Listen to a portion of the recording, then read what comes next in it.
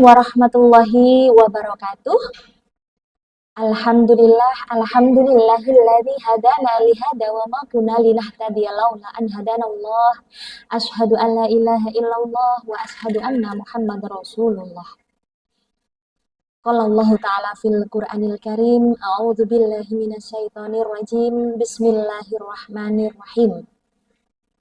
Inna fatahna laka fatham mubina liyaghfira lakallahu ma taqaddama min dzambika wa ma ta'akhkhara wa yu'tima ni'matahu 'alaika wa yahdiyaka siratan mustaqima wa yansurukallahu nasran aziza huwallazi anzala sakinata fi qulubil mu'minina liyazdadu imanan ma'a imanihim walillahi junudus samawati wal ard wa kana Allahu 'aliman hakima.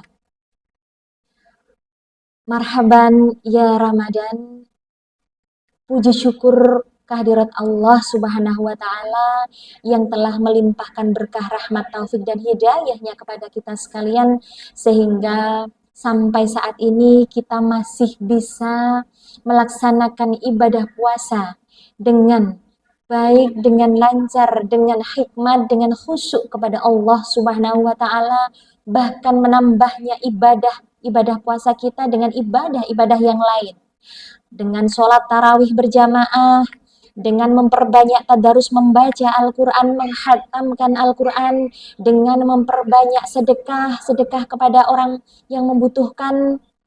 Ini merupakan kebiasaan-kebiasaan baik yang harus kita istiqomahkan gitu ya.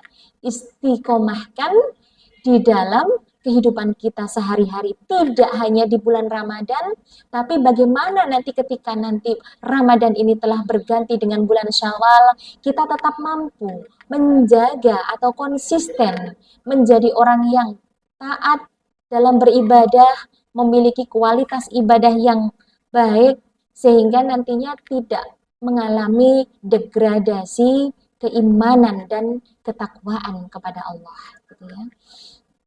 Al-iman yazid wa yangkus. Iman itu bisa naik dan bisa turun. Sehingga di sini kita harus selalu memohon kepada Allah gitu ya.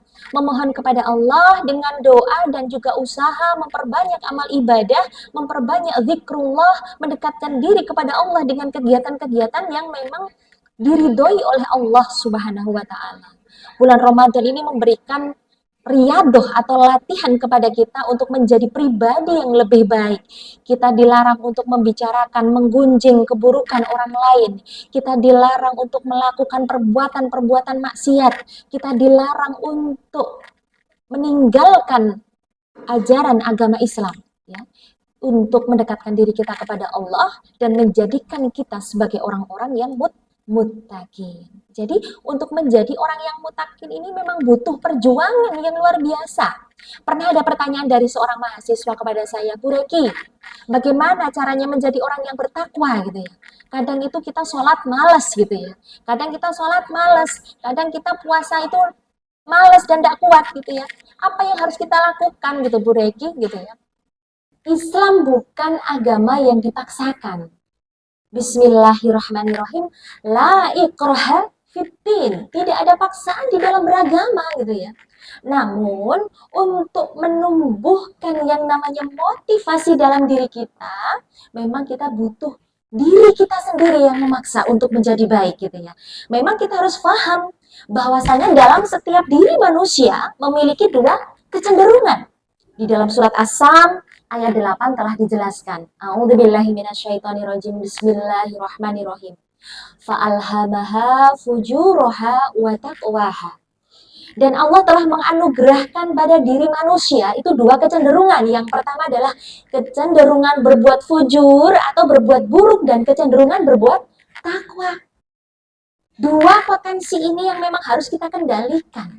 Bagaimana kita mampu menjadi orang yang istiqomah, konsisten di dalam kebaikan. Sehingga apa? Fujur atau kecenderungan fujur tadi itu bisa kita kendalikan. Kita paham manusia itu adalah makhluk yang paling sempurna dibandingkan dengan makhluk lain. Kenapa gitu ya? Dibandingkan bahkan dengan malaikat. Malaikat itu adalah makhluk yang paling taat kepada Allah. Dia tidak punya nafsu. Sedangkan manusia manusia adalah dikategorikan oleh Allah sebagai makhluk yang paling sempurna karena dia memiliki nafsu, memiliki hawa nafsu. Ketika dia mau melakukan kebaikan, ada potensi keburukan yang juga bisa menghalangi kebaikan yang akan dia lakukan. Sehingga di sini harus ada, memang ada usaha dari diri kita, paksaan dari diri kita, ya, mengendalikan hawa nafsu agar tidak melakukan hal-hal yang tidak baik. Sehingga di sini bagaimana? Islam mengajarkan ketika kamu punya anak umur 7 tahun dan dia masih belum melaksanakan sholat, pukullah dia. Bukan berarti Islam kejam dan bukan berarti kita harus cari kayu yang besar dan kita pukulkan kepada anak tersebut.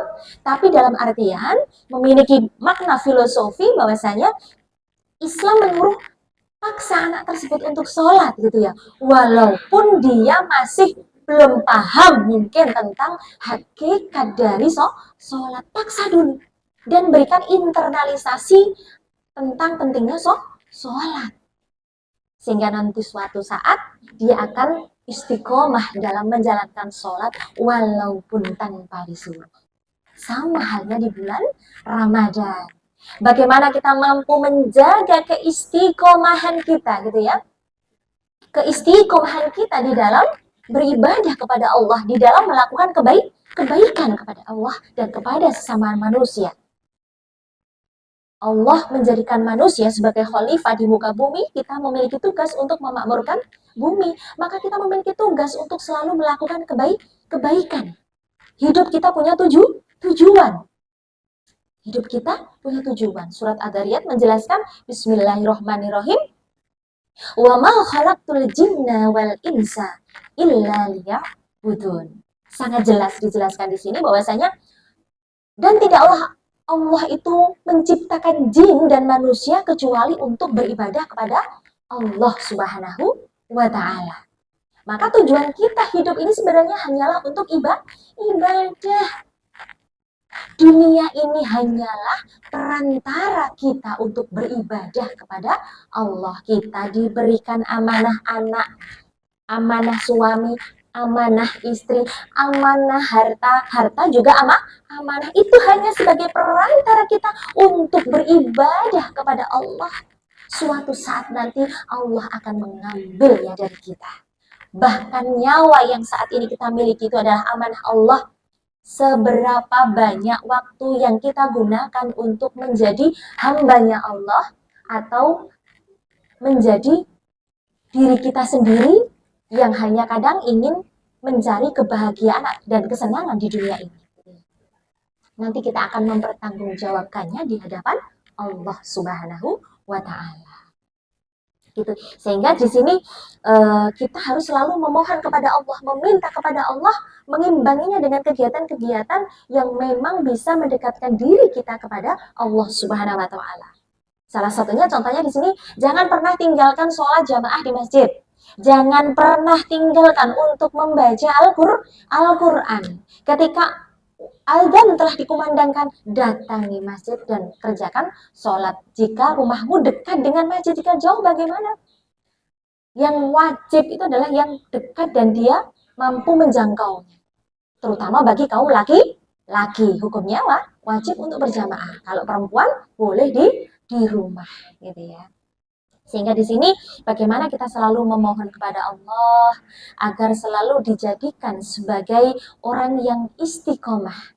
Istiqomah ini adalah konsisten, hari ini melakukan kebaikan, besok melakukan kebaikan, dan seterusnya melakukan kebaikan. Hari ini puasa, puasa, besoknya lagi puasa, dan seterusnya. Sehingga di sini dikatakan orang yang konsisten ini adalah orang yang istiqomah. Dia cenderung disiplin. Dan orang yang istiqomah ini adalah orang-orang yang akan berhasil di masa datang, gitu ya, di masa datang, baik itu hidup di dunia maupun di akhirat, karena dia disiplin di dalam menjaga kebaikan, menjaga ibadahnya, menjaga konsistensi dirinya di dalam menjadi khalifah fil ard. Semoga saja kita tergolong orang-orang yang istiqomah dan tergolong orang-orang yang muttaqin. Semoga saja bermanfaat, kurang lebihnya mohon maaf. Billahi taufik wal hidayah. Wassalamualaikum warahmatullahi wabarakatuh.